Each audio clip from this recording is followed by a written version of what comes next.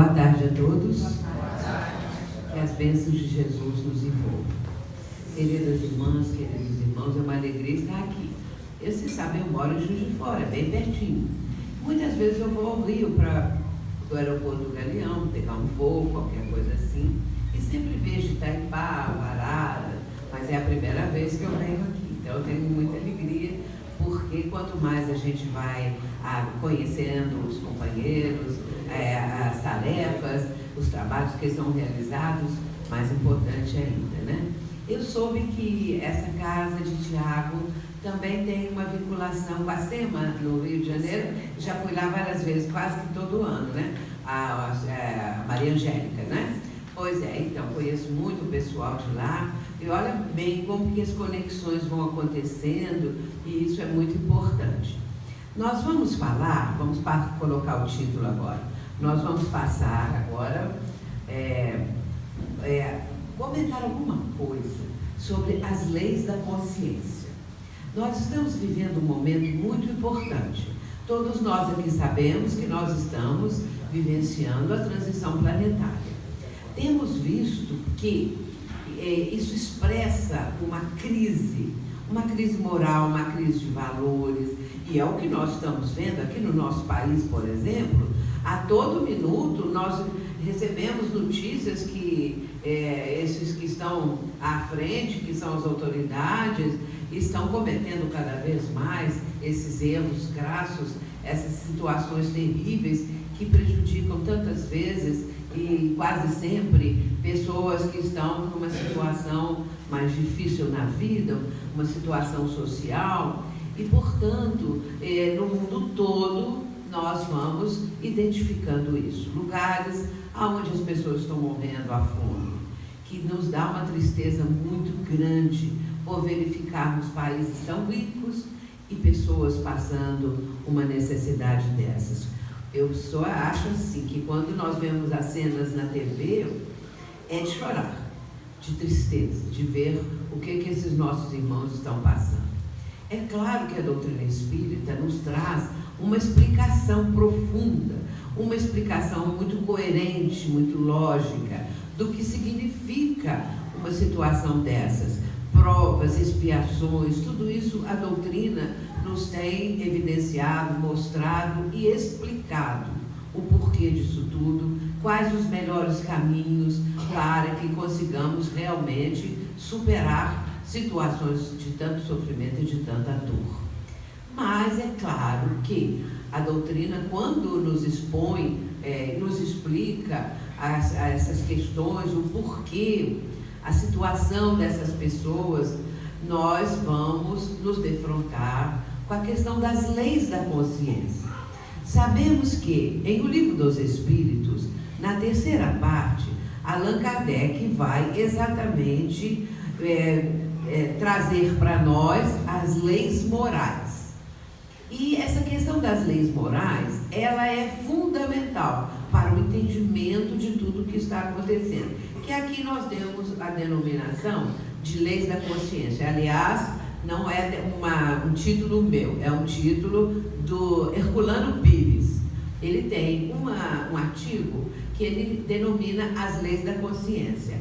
E quando eu li isso há muitos anos, eu fiquei encantada, porque o título expressa muito bem o aprofundamento das leis morais na terceira parte do Livro dos Espíritos apresenta para nós.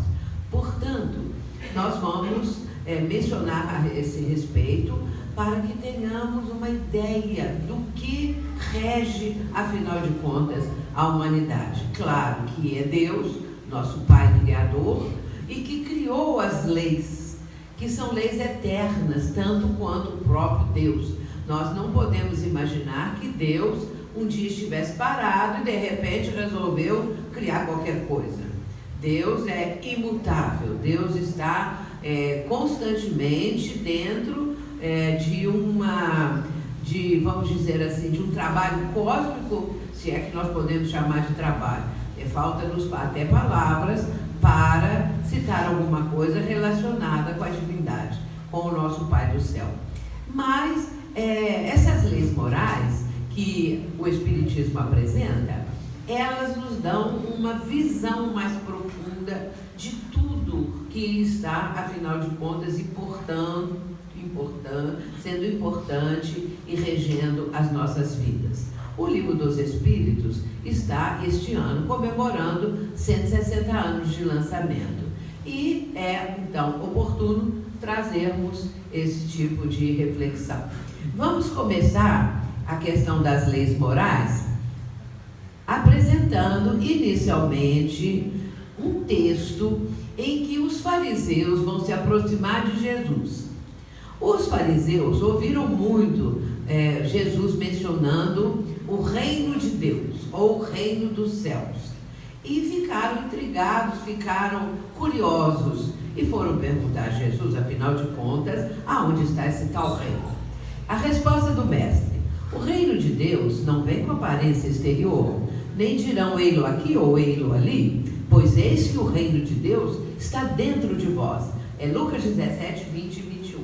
Imaginemos a decepção dos fariseus, porque eles queriam saber, achando que o reino estava localizado em algum ponto, em alguma circunstância, mas quando fala, o reino de Deus está dentro de vós, eu fico imaginando que saíram até com raiva, viraram as costas e foram embora. Ou então ficaram ali para ver se mais para diante eles descobriam onde estava o tal do reino de Deus. Mas a doutrina espírita vem nos esclarecer profundamente sobre o reino de Deus.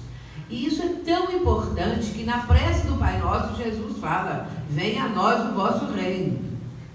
Isso tudo nós vamos falar mais para frente na nossa conversa de hoje. Isso é apenas uma introdução.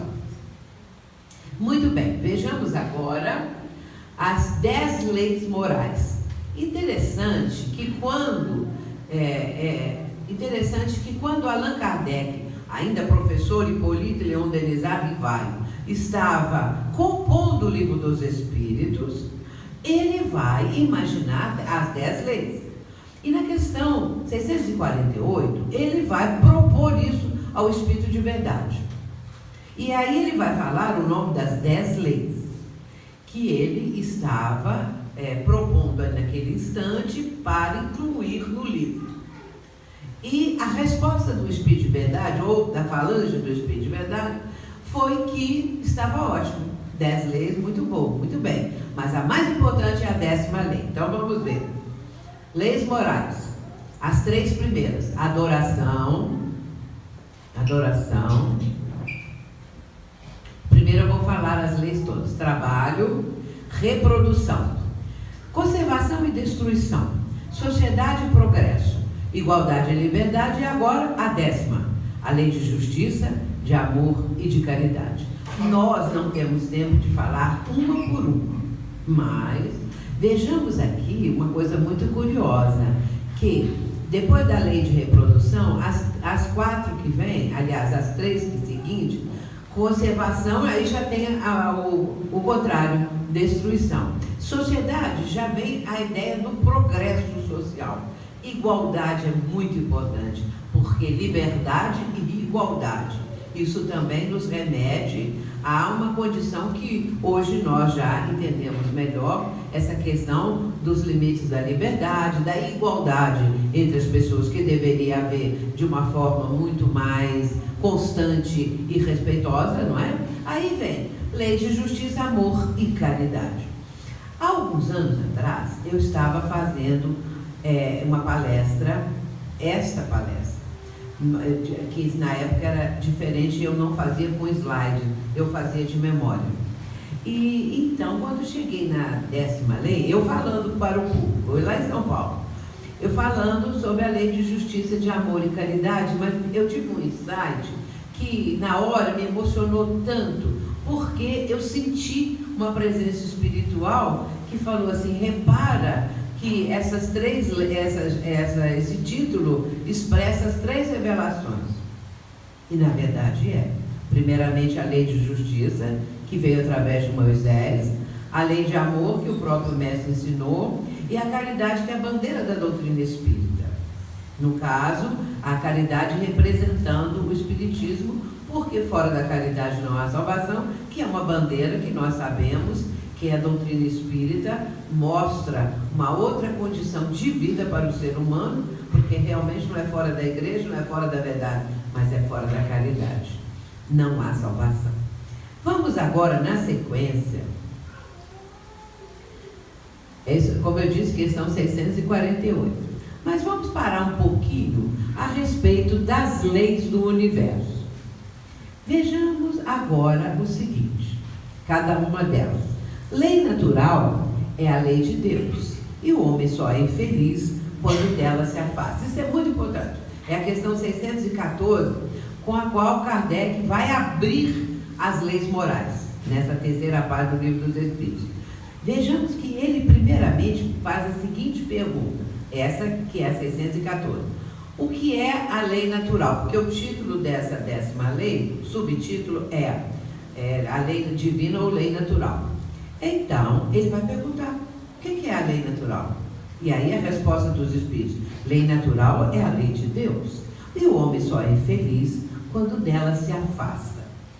Isso aí é muito importante para nós entendermos que muitas vezes nossas provações, nossa infelicidade, como a pessoa às vezes acha que está vivendo numa grande infelicidade, é porque nós nos afastamos da lei divina.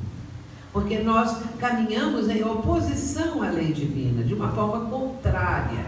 E é claro que não estando dentro do contexto da lei divina, se nós estivermos ultrapassando, ferindo, não aceitando esta lei, porque ela é intrínseca em cada um de nós, o que acontece? O homem fica infeliz, a criatura fica infeliz. Ou seja, vai passar por provações, vai passar por resultados de não aceitar a lei divina, de caminhar de maneira contrária, e aí vem a resposta da lei. E nós vamos começar a compreender também que não é Deus que fica lá do alto, das alturas inimagináveis para nós, que vai ficar castigando o indivíduo. Não é Deus que fica assim, fulano errou em tal ponto, o castigo é esse, a sanção é aquela, e vai por aí afora. Agora, é claro que feriu a lei, a resposta é automática. Deus criou as leis e não fica mudando, interferindo, observando para reviver ou remexer a questão dos castigos que virão para a pessoa que de uma forma ou de outra ofende uma das questões, um dos itens da lei divina. Essa é a questão 614, mas nós vamos fazer uma conexão com o livro Céu e Inferno, um livro que é muito pouco conhecido do próprio movimento espírita, dos próprios espíritas, mas é um livro muito bom mesmo, porque nesse livro, na primeira parte, Allan Kardec vai falar a respeito da morte, do inferno, dessas questões mais sintonizadas com a morte. Depois, ainda na primeira parte, que o livro é dividido em duas partes, ainda na primeira parte ele vai apresentar algo sensacional, que é o Código Penal da Vida Futura, que está o capítulo 7 da primeira parte. O Código Penal da Vida Futura é algo extraordinário.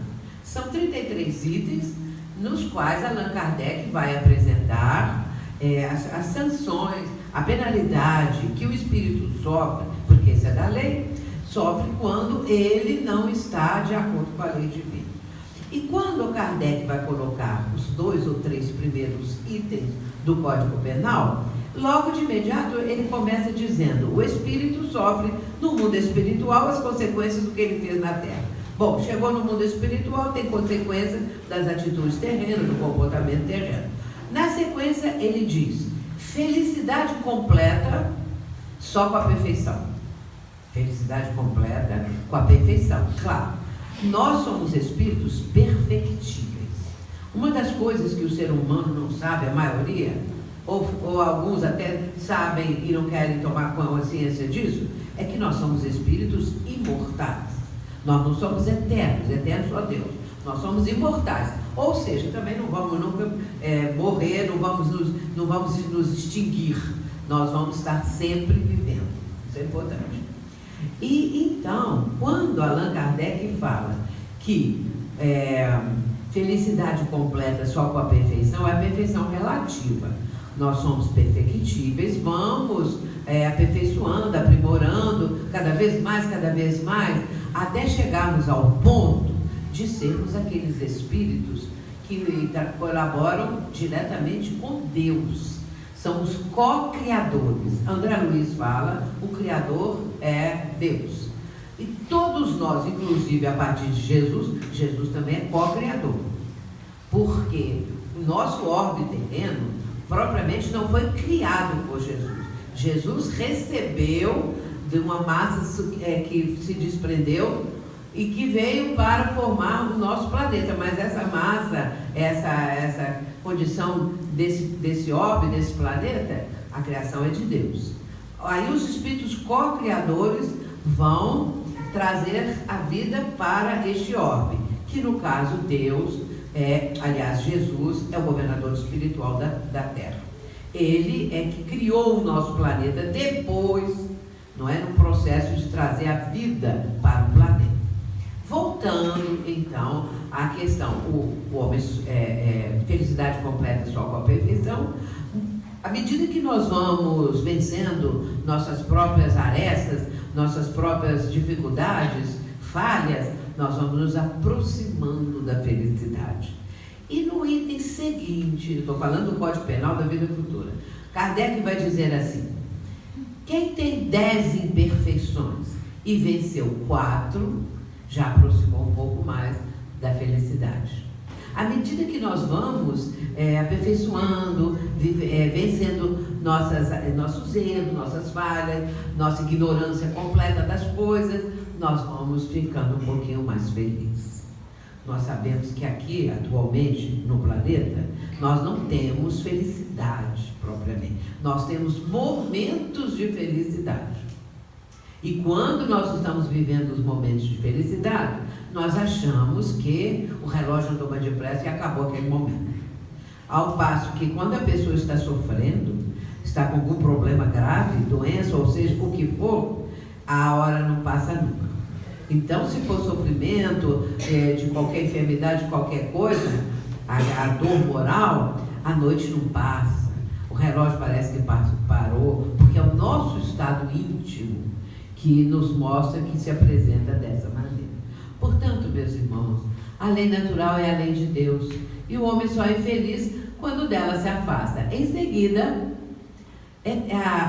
as leis do universo são eternas e imutáveis como o próprio Deus, que aí já é a questão 615. Na sequência, que as leis do universo, que essas leis divinas, a lei natural, essas leis divinas, abrangem todas as leis do universo, tudo. Não é que cada mundo, cada planeta habitado, ou cada estrela, ou o que seja, que vai ser de diferente criação. Todos são criados, todos têm a mesma primitivo início, não é? A mesma forma inicial. Todos os planetas, estrelas, essa coisa toda. Agora, os mundos habitados, cada um vai ter uma diferença do outro, dependendo da humanidade que habita o planeta. O que caracteriza o planeta é a humanidade que habita. Por exemplo, aqui o nosso planeta é bem atrasado. Porque na categoria dos mundos, segundo Allan Kardec apresenta em O Evangelho segundo o Espiritismo, na categoria dos mundos, a Terra está no patamar de provas e expiações. E aí Kardec acrescenta: abaixo de nós, só os mundos primitivos. Qual a conclusão que nós chegamos? Que o nosso planeta está em penúltimo lugar, o que é uma categoria muito baixa, não é? Mas vamos passar para mundo de regeneração. E aí sim, vamos subir um degrau. Vamos subir um pouco mais na categoria dos mundos. Mas isso depende de quê? Depende da humanidade que habita o planeta. Sabemos, por essas explicações, pelas mensagens de espíritos superiores como Manuel Filomeno de Miranda, como Joana de Anjos de Emmanuel, que a transição planetária vai significar essa mudança para o nível da regeneração. Mas isso só vai acontecer se a humanidade melhorar o padrão vibratório. Porque atualmente o padrão vibratório da maioria dos seres humanos ainda está bem desequilibrado, bem baixo.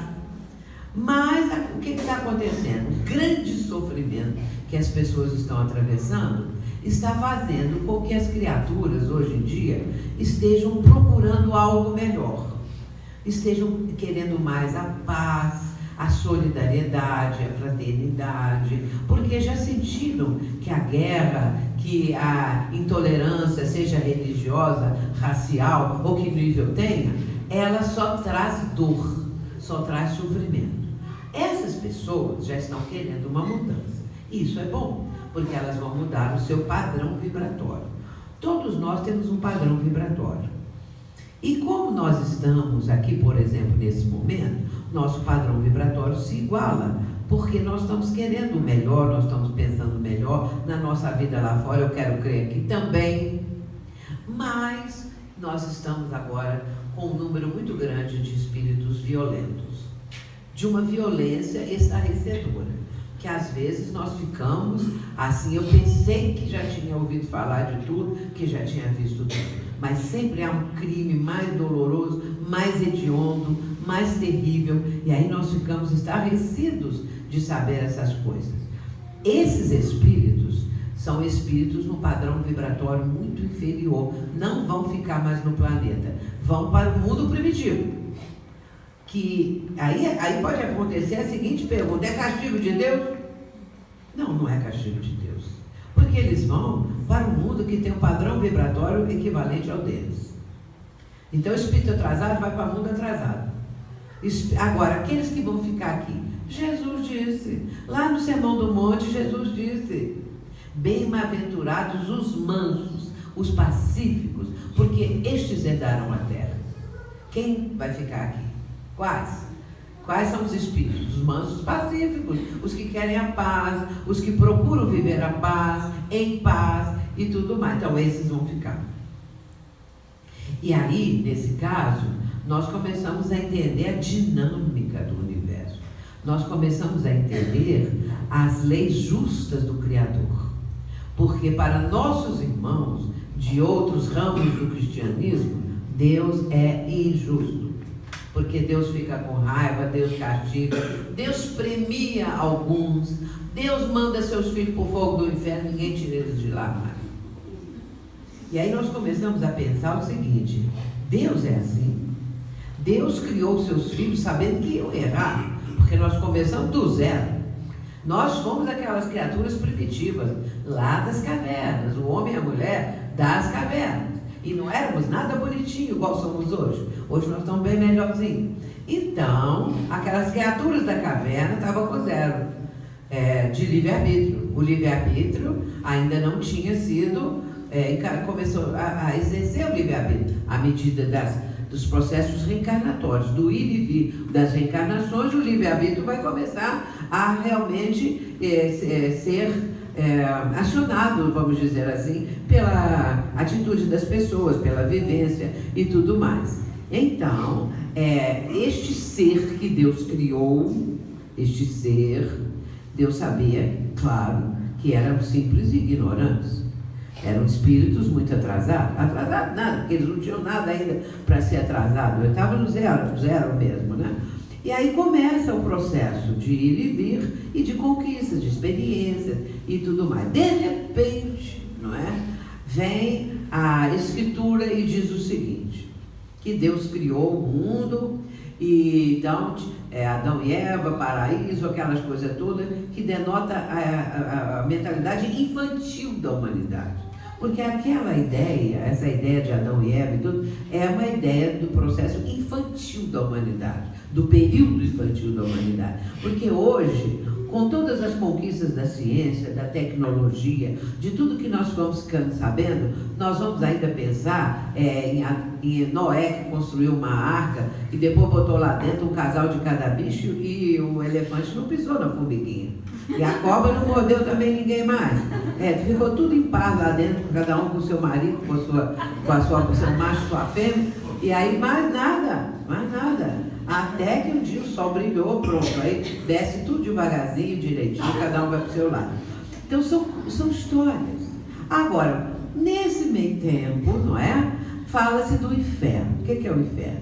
O inferno é, nós sabemos, um local para onde vão as almas culpadas, segundo consta.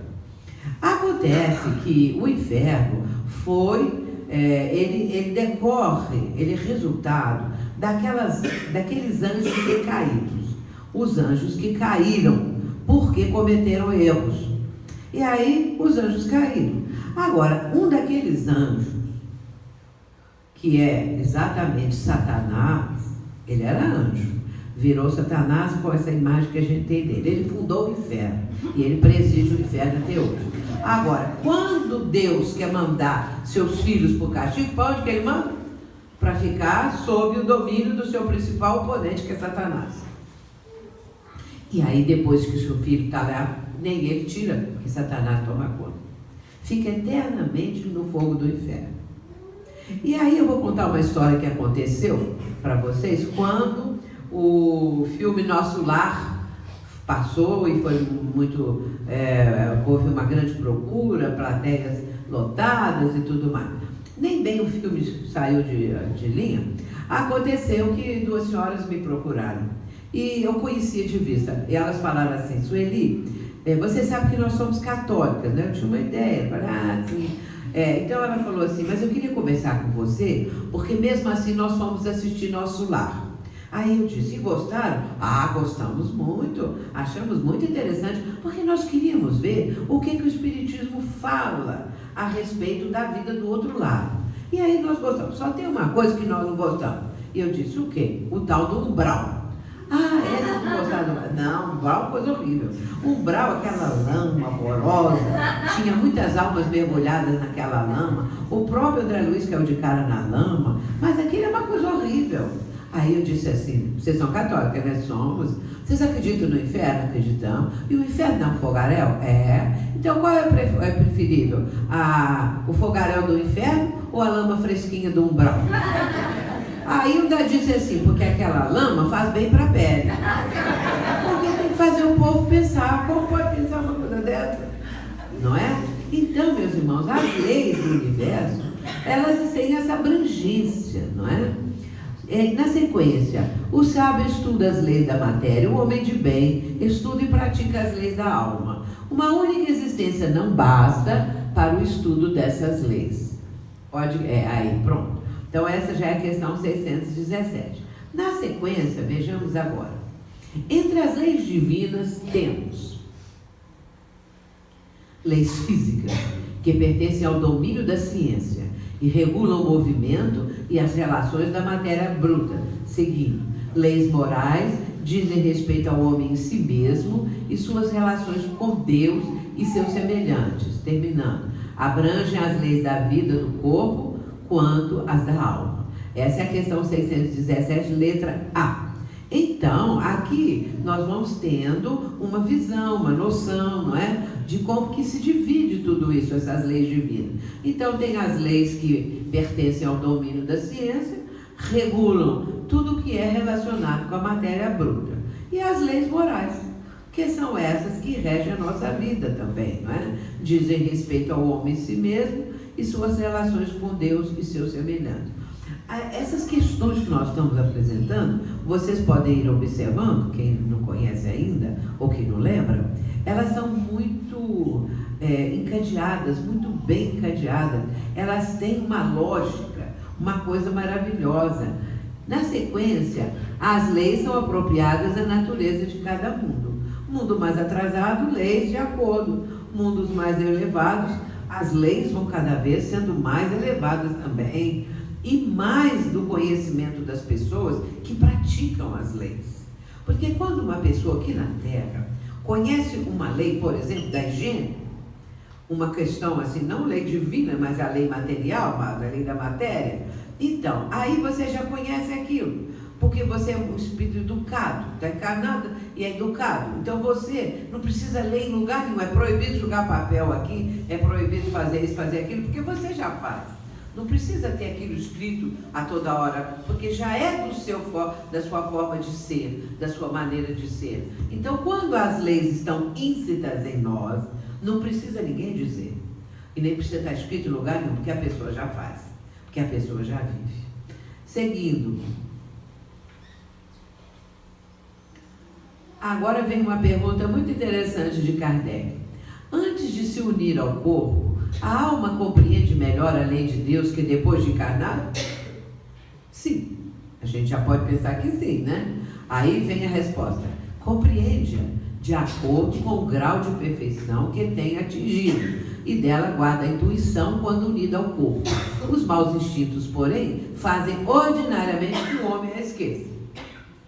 Então, muitas vezes a gente realmente esquece. Também, dependendo das circunstâncias, de repente a pessoa comete atitudes, atos, que ela depois vai se arrepender. Exatamente por isso.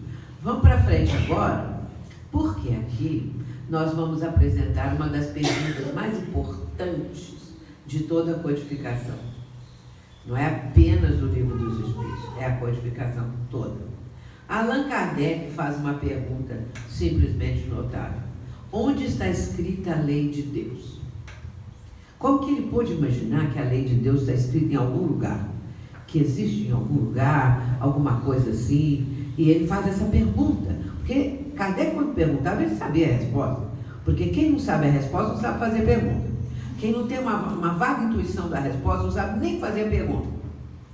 Agora, ele sabia por quê? Porque ele é um missionário, porque ele veio para trazer a terceira revelação. A terceira revelação veio pelos Espíritos, mas tinha que ter uma pessoa encarnada. E depois ele vai formar uma equipe, não é? Que vai trabalhar com ele na Sociedade Parisiense de Estudos Espíritas, nas questões das reuniões mediúnicas e tal. Muito bem, então onde está escrita a lei de Deus? Resposta, na consciência. As leis da consciência estão chegando nela. Então, essa é a questão 621 de O Livro dos Espíritos. Vamos lembrar a pergunta dos fariseus. Aonde está o reino? Afinal, onde que está o tal reino de Deus? Aí Jesus vai responder, o reino não está aqui nem ali, porque o reino de Deus está dentro de vós. Onde está escrita a lei de Deus? Na consciência. Aonde está o reino de Deus? A resposta só pode ser na consciência, porque não vai ser nos neurônios, nos dendritos, nas sinapses, que a lei divina está ali. Porque morreu, acabou isso. Acompanha o espírito, a consciência é imortal. O reino de Deus está em nós, na nossa consciência, que é uma das coisas mais importantes, porque a consciência é o próprio espírito, não é? Com todo o seu passado, com todas as suas vivências, experiências, sofrimento, acerto, desacerto, tudo é a consciência. Então, essa importância da consciência, ela é fundamental para nós entendermos a nós mesmos. Vamos lembrar uma coisa muito importante. Aqui, ainda vou passar o seguinte, que aqui nós estamos vendo o próprio Leon Denis, para quem não conhece. Olha a elegância do Leon Denis. Então, no livro No Grande Enigma, Leon Denis vai dizer o seguinte, e Deus está assim em cada um de nós, no templo vivo da consciência. É aquele lugar sagrado, o santuário em que se encontra a divina centelha. Aí, Emmanuel vai escrever no livro Fonte Viva, capítulo 30, que tem o título de Educa. Ele vai escrever a certa altura nessa mensagem o seguinte, o Espírito traz consigo, ou traz, melhor dizendo, o Espírito traz em si o gene da divindade. Deus é nosso Pai. Então nós temos a genética divina. Aonde está escrita a lei de Deus? Na consciência. Aonde está o reino? Na consciência. O Espírito traz em si o gene da divindade. E aí na frase seguinte, Emmanuel diz assim, Deus está em nós, tanto quanto nós estamos em Deus. Nós não sabíamos disso, mas agora ficamos sabendo. Vamos lembrar uma coisa para explicar melhor.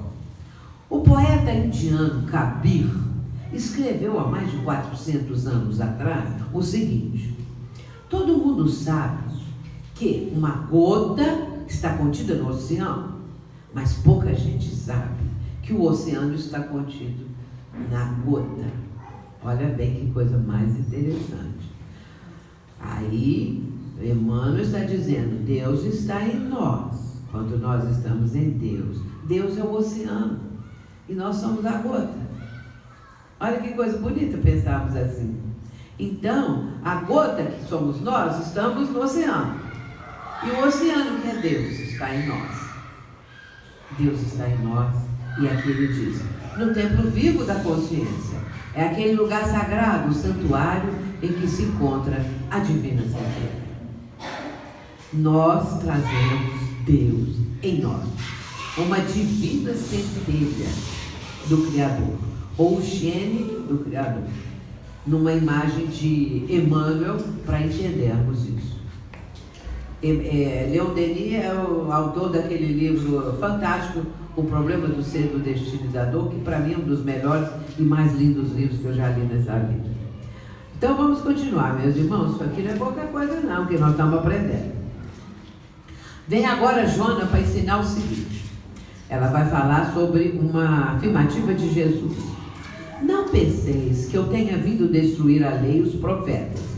É de significado relevante e essencial, ensinando que, mesmo diante de leis injustas e imposições apaixonadas, o ser lúcido não deve criar embaraços ou temer injunções negativas, porquanto na sua liberdade interior, nada de fora consegue alcançá-lo realmente, exceto a sabedoria da lei natural incerta em sua consciência. Então, o que ela quis dizer aqui, não é? Quis dizer o seguinte, que mesmo uma pessoa lúcida, uma pessoa que tem compreensão, mesmo diante de leis injustas, imposições aqui, como diz aqui, apaixonadas, quer dizer, imposições que a pessoa está determinando, está impondo, não é? Então, esse ser lúcido, essa pessoa que já tem um conhecimento, ela não deve temer essas injunções negativas, porquanto interiormente ela tem a sua liberdade. Nada de fora vai alcançá-lo, exceto se ele já traz a lei divina, a lei natural em sua consciência. Isso é para nós vermos se nós estamos caminhando ou não, para nós fazermos uma autoavaliação e para começarmos a entender a nossa posição na vida. Nós somos cidadãos do universo, primeira coisa. Nossa cidadania maior é essa, universal, cósmica, se assim querem dizer. Isso está no livro Jesus, o Evangelho à Luz da Psicologia Profunda, na página 20. Então, nós vamos começar a ter uma visão muito melhor, que nós podemos crescer muito. Na sequência, ainda ela vai dizer assim, no processo de crescimento moral, através da reencarnação, o ser aprimora os conteúdos íntimos, lapidando as arestas e libertando-se das várias camadas de inferioridade por onde transitou ao largo da jornada evolutiva, quando se foi despindo dos condicionamentos e impulsos para alcançar a consciência da razão e do discernimento, antegozando o período futuro da intuição ou integração na consciência cósmica, que é Deus. Muito bem, vejamos aqui o que ela está dizendo, não é?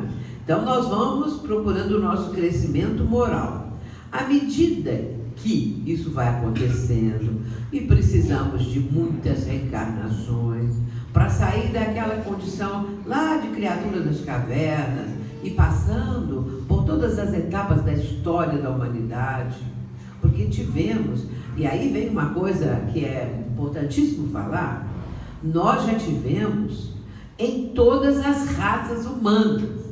Então, essa questão de preconceito é a coisa mais ignorante que pode acontecer para uma pessoa. Nós não temos que ter preconceito de coisa nenhuma, porque nós já passamos por tudo isso. Já fomos de todas as raças do planeta. Já estivemos na posição de pessoas com fortunas, que éramos donos, senhores, isso e aquilo, e fortunas incomensuráveis. E depois passamos em outras vidas a ter uma vida absolutamente sem nada, de miséria total. E aí já fomos pessoas cultas, letradas, e depois já fomos iletrados. Porque nós temos que passar por isso tudo para que o Espírito vá somando isso para chegar a um ponto muito mais elevado nessa escalada evolutiva.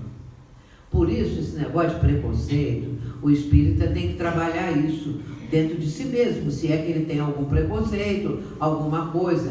E hoje em dia está uma coisa tão complicada que nós nem podemos falar, nem mexer nesse assunto aqui, que é isso que está vendo aí, não sabe se é homem, não sabe se é mulher, não sabe se é menino, não sabe se é menina, que nasceu, não sabe se vai ser... E é uma confusão que está acontecendo, preocupante, não é? Então, nós espíritas precisamos manter um equilíbrio e entender isso, não é?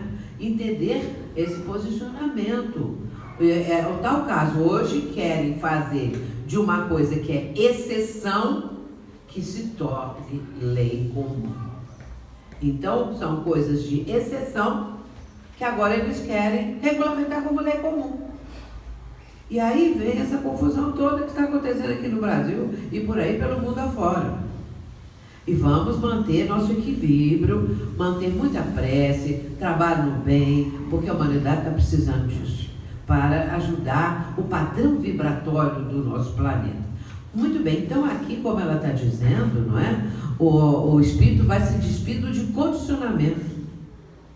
Porque nós, hoje em dia, temos ainda condicionamentos de muitas coisas. São os hábitos arraigados, condicionando a nossa vida. Então, o importante na vida é mudar. Mas não é uma mudança de uma cidade para outra, de uma casa para outra.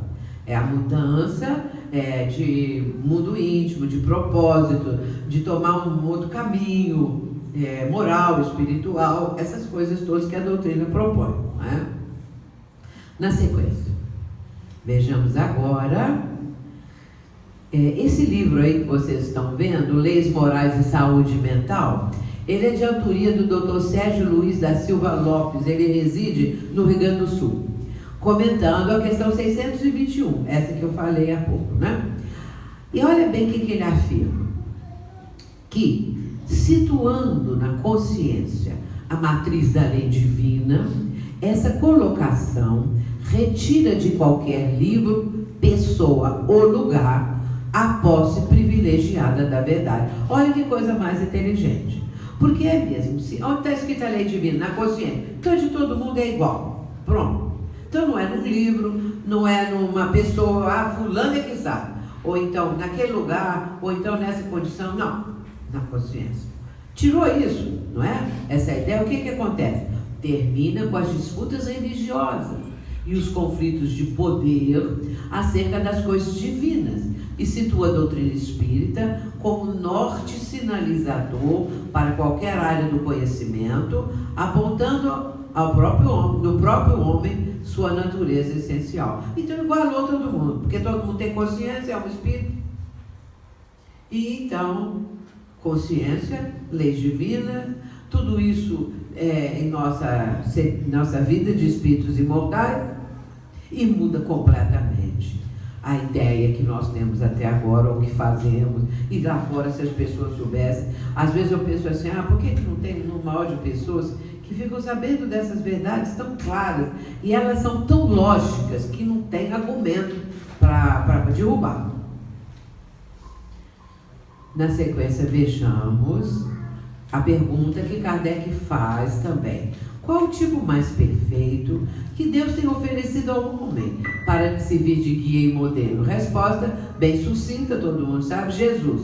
Em algumas traduções colocaram assim, vede Jesus. Mas não precisava do verde, Jesus. Aí comentário de Kardec.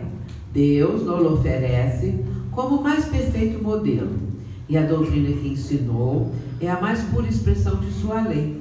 Porque sendo Jesus o ser mais puro que já apareceu na terra, o Espírito Divino o animava. É a questão 625. Exatamente porque é o governador espiritual do planeta.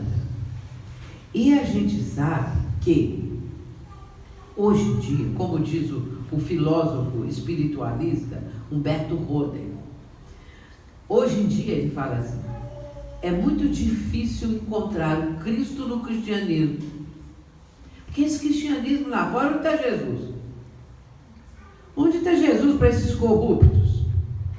Aí, com certeza, vão no domingo, vão na mesa. Ou então vão nos cultos. Vão aqui, eu vou ali. Ou então não vão em lugar nenhum. Mas essas pessoas sempre ouviram falar.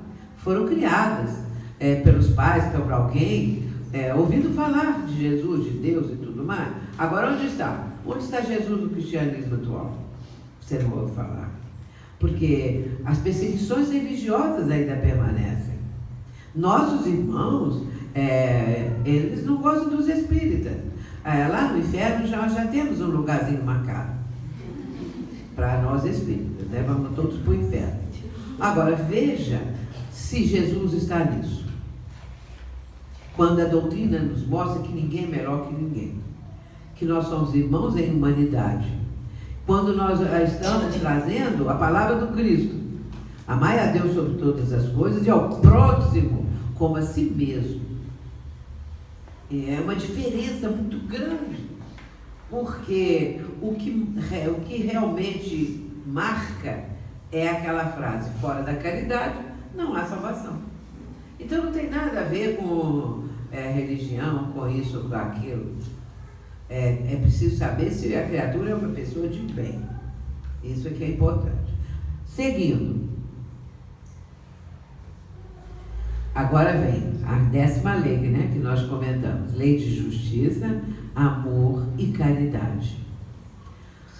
A pergunta 886 que Kardec faz: qual o verdadeiro sentido da palavra caridade, tal como Jesus a entendia? Vamos ver.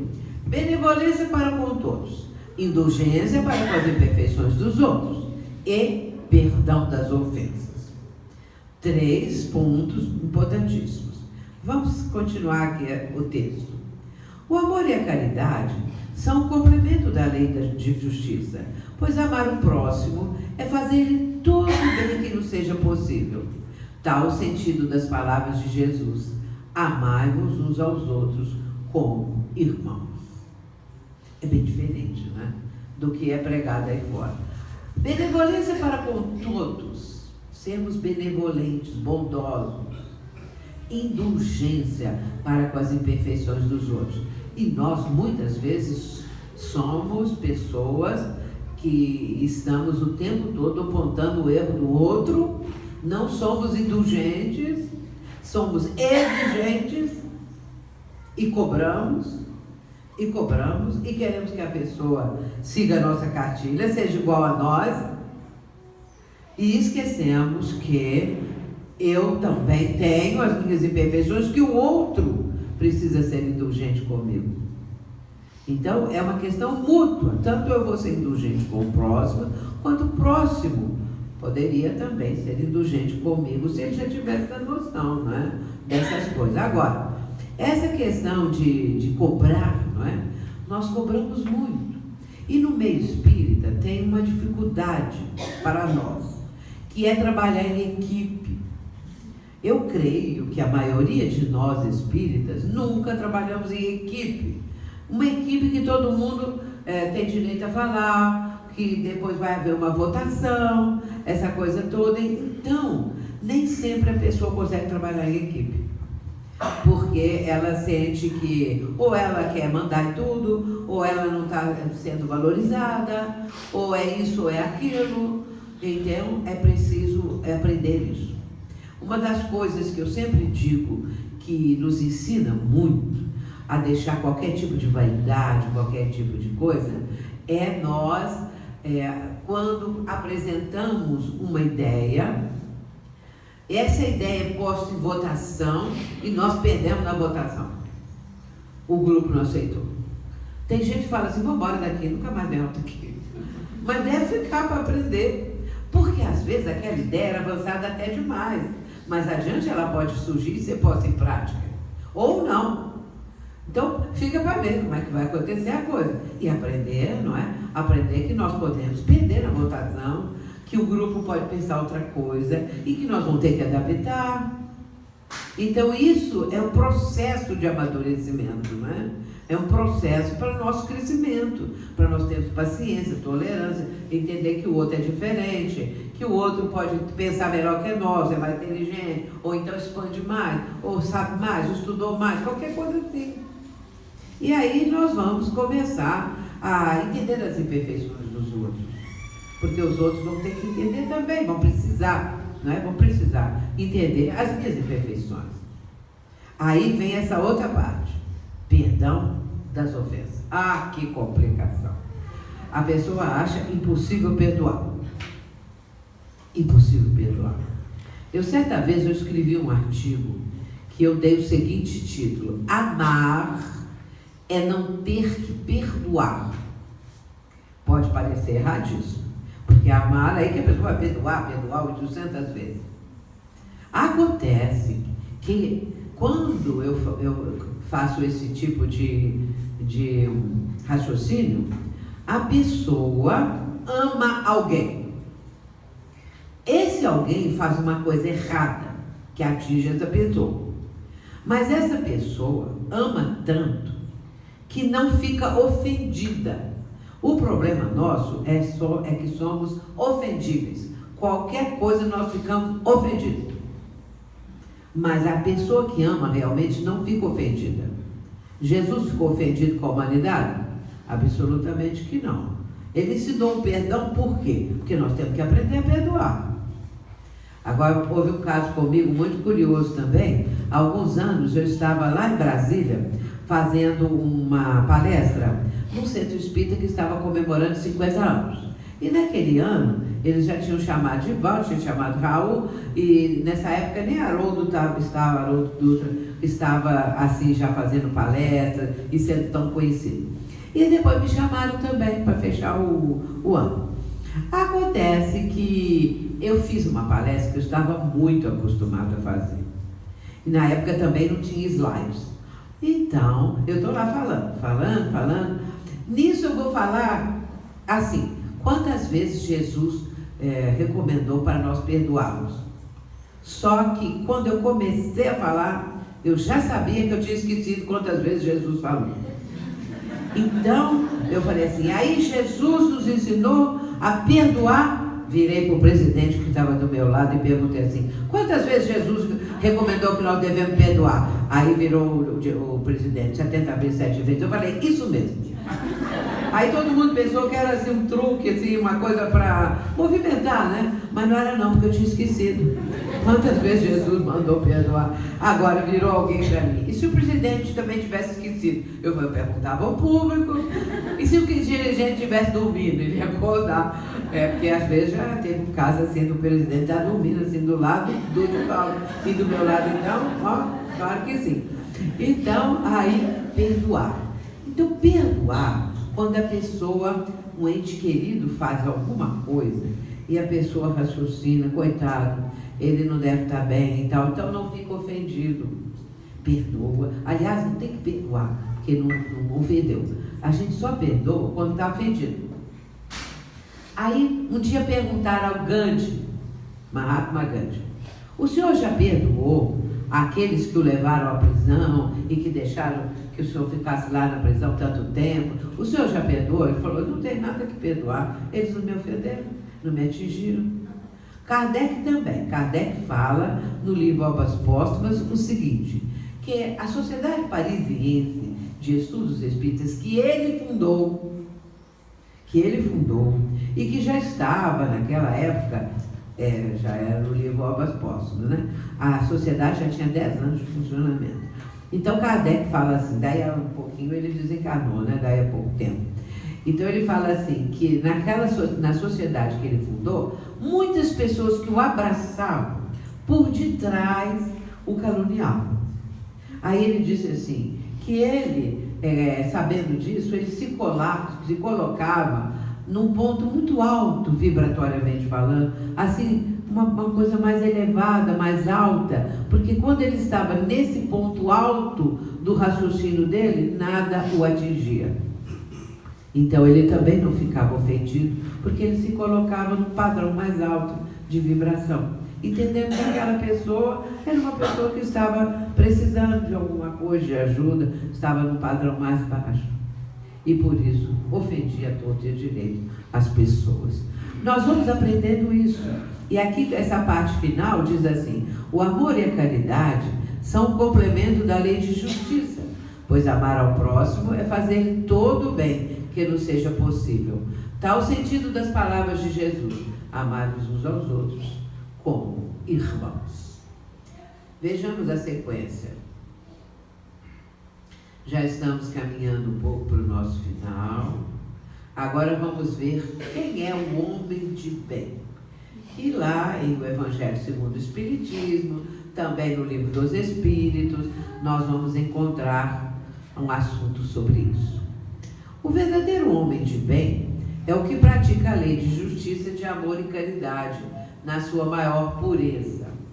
E aí, essa recomendação é do Espírito Santo Agostinho, que está lá no Livro dos Espíritos, que ele fala que nós devemos interrogar a nossa consciência para saber se nós estamos praticando, o que nós estamos fazendo da nossa vida. Então, que antes de dormir, a pessoa passe e revista o dia e pensa assim: será que eu ofendi alguém? Será que eu fui descaridoso com alguém? A pessoa vai fazer uma avaliação. Analisar a cada dia o bem e o mal que houver feito. Se Deus chamar-me, a pergunta é essa: se Deus chamar-me nesse momento, teria que temer o olhar de alguém ao entrar no mundo dos espíritos? Muito boa pergunta. Por quê? Se a pessoa cometeu um ato, matou alguém, ofendeu, tirou tudo que a pessoa tinha, traiu a pessoa, caluniou, uma coisa dessa. Aí chega no mundo espiritual, aquela pessoa até já desencarnou primeiro. Aí vai encontrar o olhar da pessoa.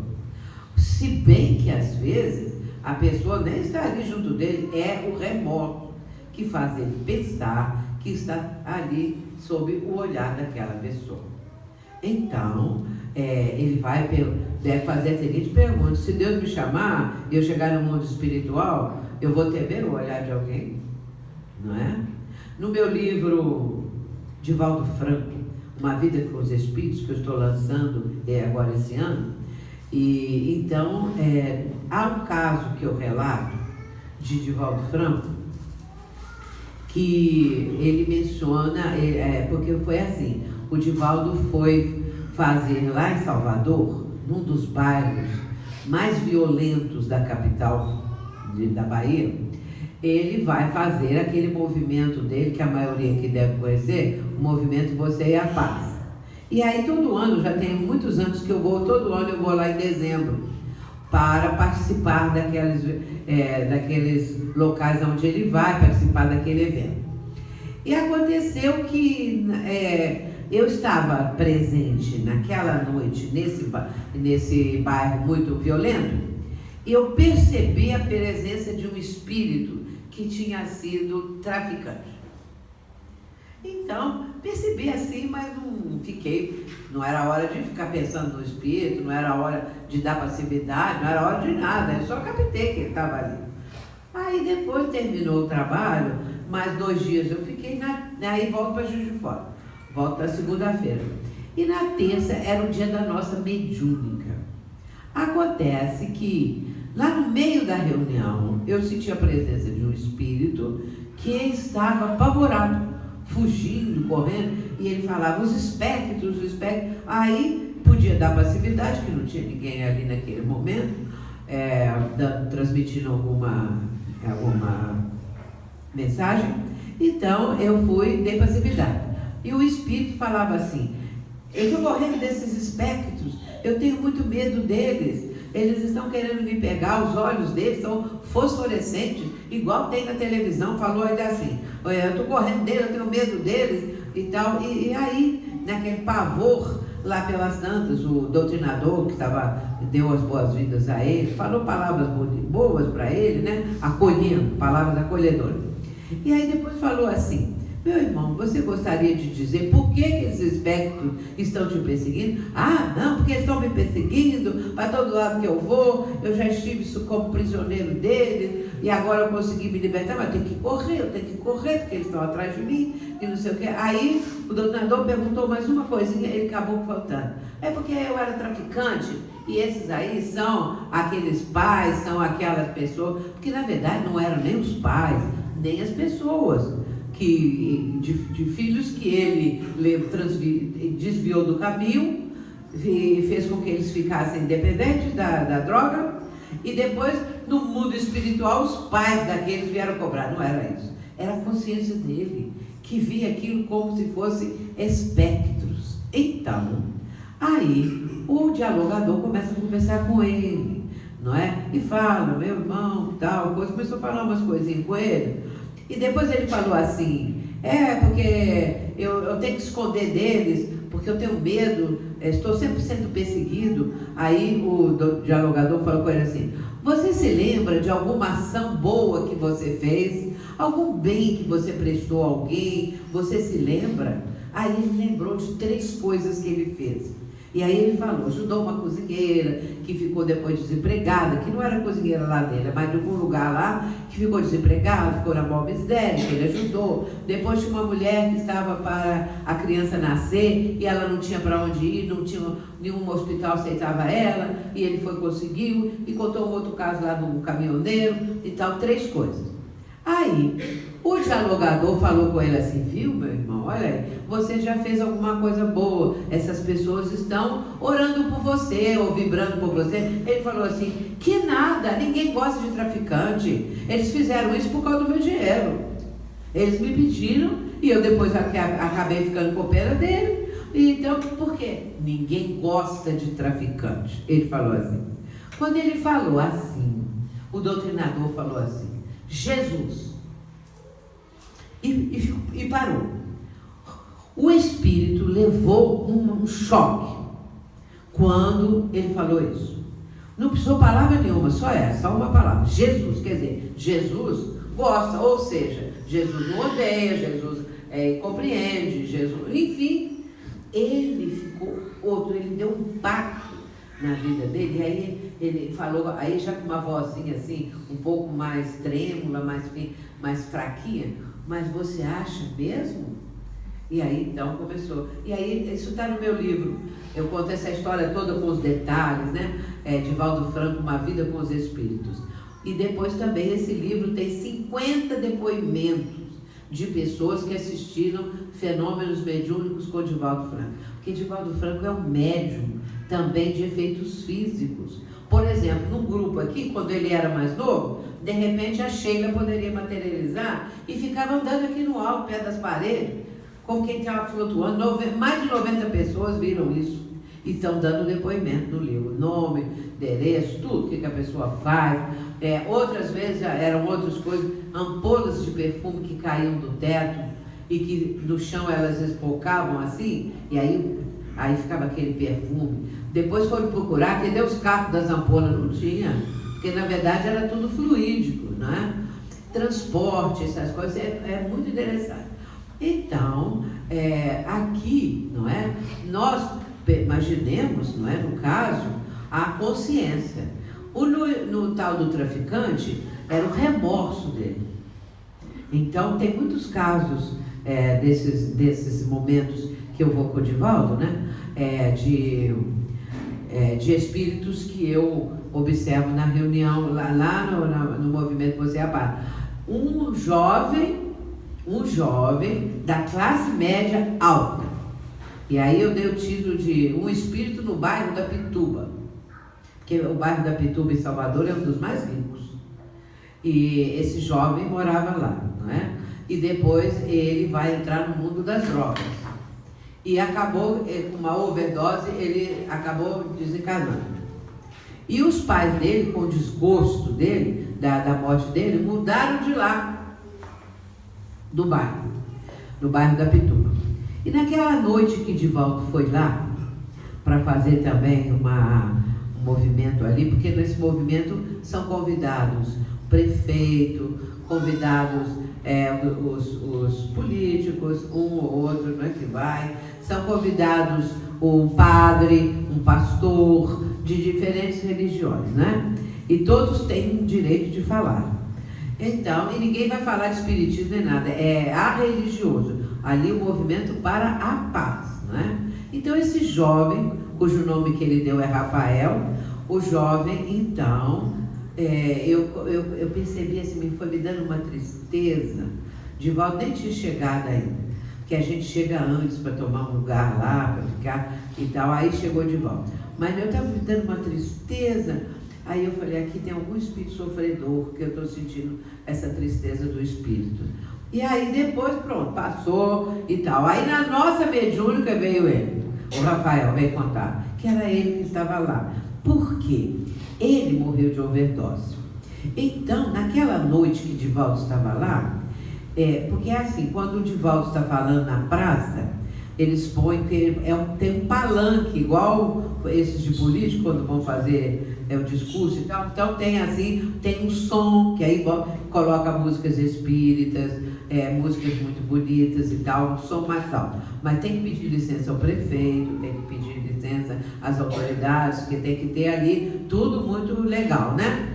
E então as pessoas que moram perto, se tem edifícios, abrem as janelas, acendem as luzes, outras pessoas vêm participar também, ficam em pé, em volta, né, olhando e tal. E ele disse que ele olhou a janela onde os pais dele moravam, e ele também, né? Um daqueles prédios era onde ele morava. Então ele teve uma tristeza muito grande, porque ele foi levado para assistir Divaldo com um grupo de jovens que desencarnaram de overdose, mas ele era o mais triste de todos, porque ele morou ali e depois ele perdeu tudo, porque como ele usou a droga em quantidade exagerada, ele acaba desencarnando, os pais se mudaram, a vida mudou todinha.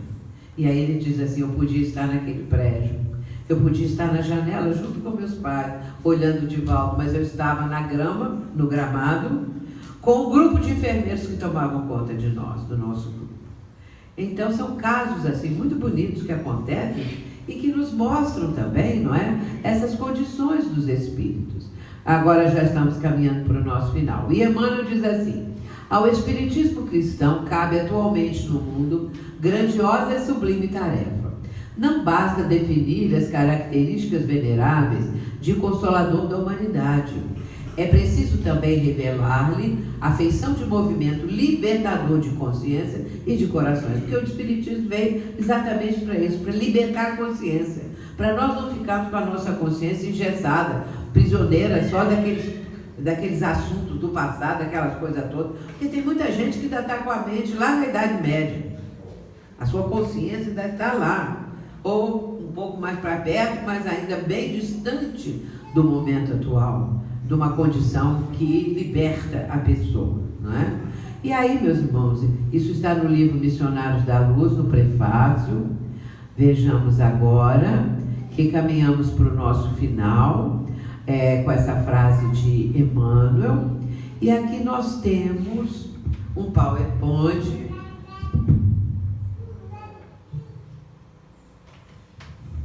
que nós vamos encerrar com ele. Ele tem um fundo musical que eu esqueci de pedir cabo de som,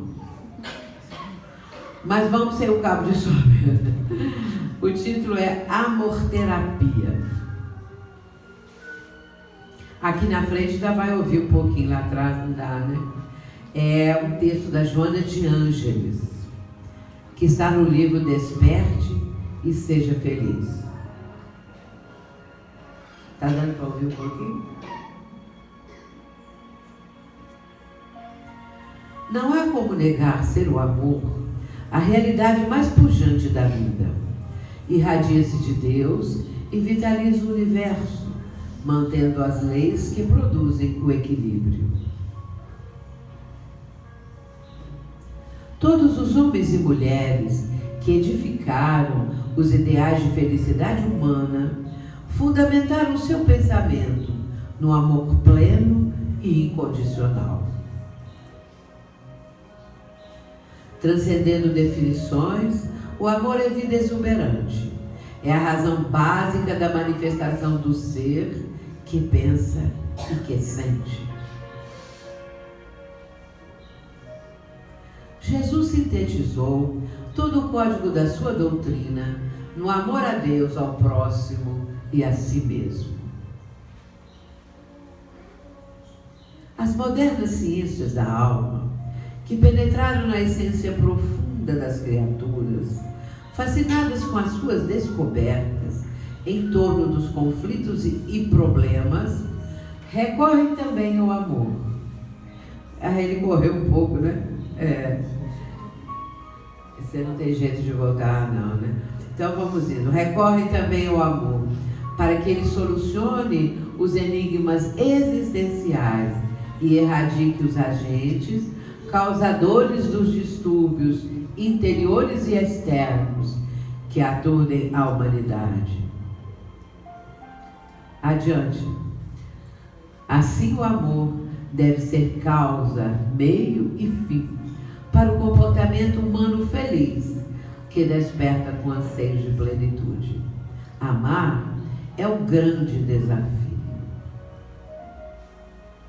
Então, meus irmãos, aqui estamos com a nossa proposta, que é a da Joana, não é? Da nossa conversa dessa tarde. Essas leis que estão na nossa consciência nos ajudam na caminhada evolutiva.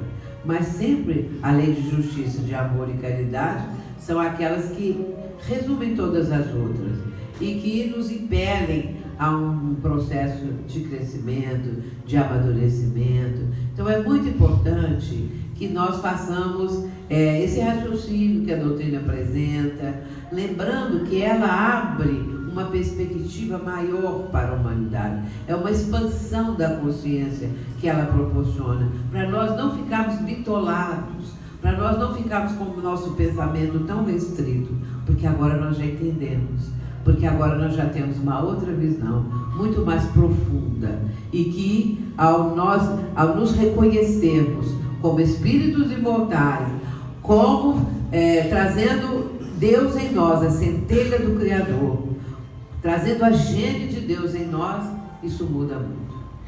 E aí que nós possamos continuar a nossa caminhada com muita fé, com muita confiança, com muito amor e no trabalho do bem. Muito obrigada.